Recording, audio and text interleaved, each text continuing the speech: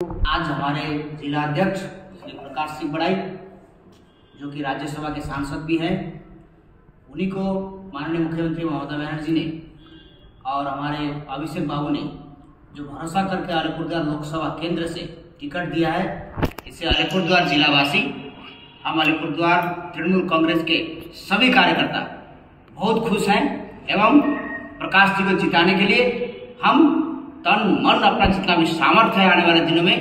सब कुछ लगा देंगे और प्रकाश जी को लोकसभा का सांसद बना करके भेजेंगे।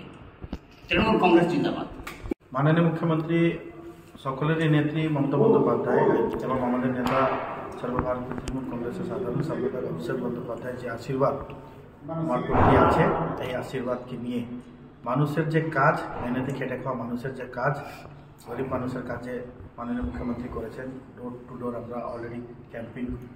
করতেছি এবং সর্বোপরি আমাদের টার্গেট থাকবে মানুষের কাজ, মানুষের কী কী কাজ আমরা করেছি বা কী কী সমস্যা মেটাবো। 100 দিন টাকা বলেন, ঘরের টাকা বলেন, লক্ষ্মী ভান্ডারের বেনিফিট বলেন বা আদার সেক্টরে অনেক কিছু কর্মসূচি যেটা রুট লেভেলে হয়েছে, আমি এইটাকে নিয়ে আমরা মাঠে ছিলাম, মাঠে আছি এবং টার্গেট থাকবে প্রত্যেকটা মানুষের জন্য বাড়ি বাড়িতে আমরা পৌঁছাই এবং